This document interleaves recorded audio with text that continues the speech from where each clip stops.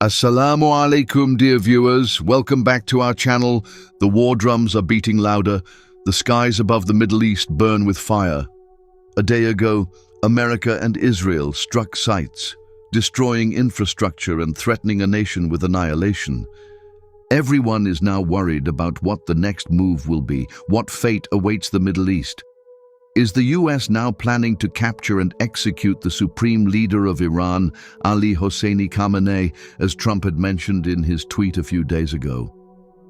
Perhaps the US is indeed planning such an action, as they are willing to go to any lengths to appease their master Israel.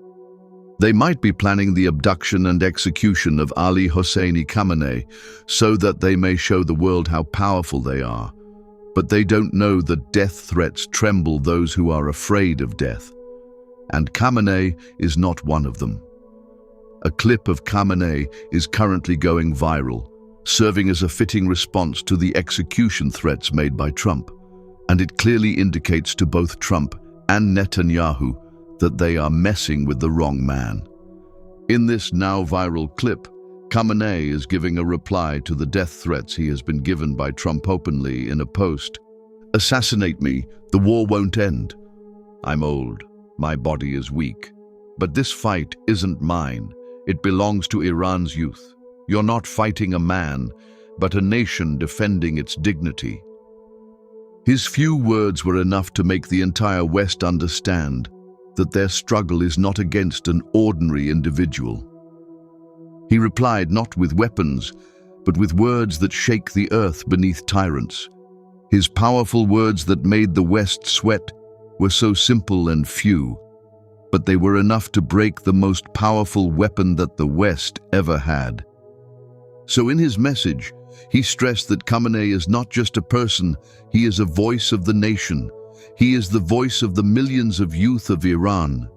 How will Trump and all his power be able to assassinate an idea that is deeply rooted within the hearts of Iranian youths?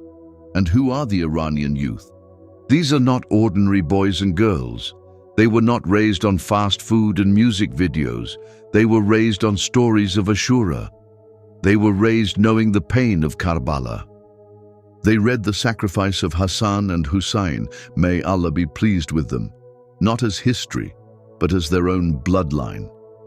They've memorized the pain and have embraced the fire, and they are ready, not just to fight, but to die.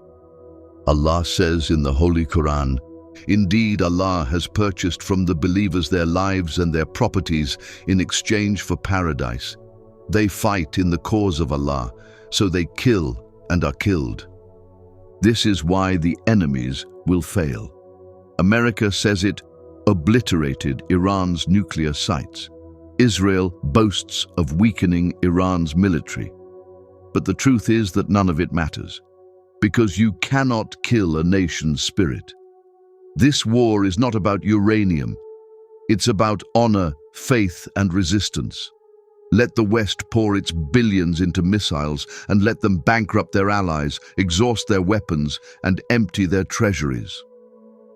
Iran does not run on dollars. It runs on the blood of martyrs. It runs on the spirit of Hussein, may Allah be pleased with him. Every missile launched by the US is not a step toward victory. It's a step toward collapse. Their own citizens are tired and their soldiers are broken. Everyone can now clearly see that the politics of the current administration are corrupt. Netanyahu can barely control his own people. Trump, who promised no more wars, now dances like a puppet to Israeli strings. And the world sees it. The allies of the West? They will soon face economic ruin. This war will deplete their resources. Ultimately, this war will leave them bankrupt, both financially and morally. But they will never be able to defeat Iran. They will never be able to assassinate Ali Khamenei, as Khamenei is just not one person. He is a voice of the whole nation. Iran, it doesn't just have missiles. It has mothers who raise martyrs, not movie stars. Because in Iran, a boy doesn't dream of fame.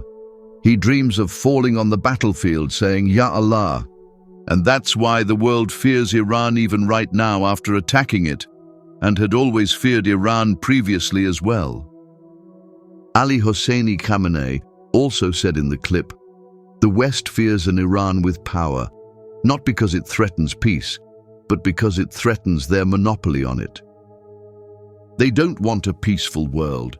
They want a world where they alone decide who gets peace and who gets invaded. Iran is a nation that breaks the mold. It says, "We will not beg for peace. We will fight for dignity." So go ahead, execute the leader, attack the cities, and silence the media. Israel will still lose, and the US will again become bankrupt. Because this isn't the war of one man, this is the stand of a nation whose children are trained with the stories of Karbala, whose mothers pray to Allah to make their sons like Hassan and Hussein, may Allah be pleased with them, and whose leader doesn't fear death, he welcomes it. May Allah give victory to its loyal servants and humiliation to its enemies. Aamin.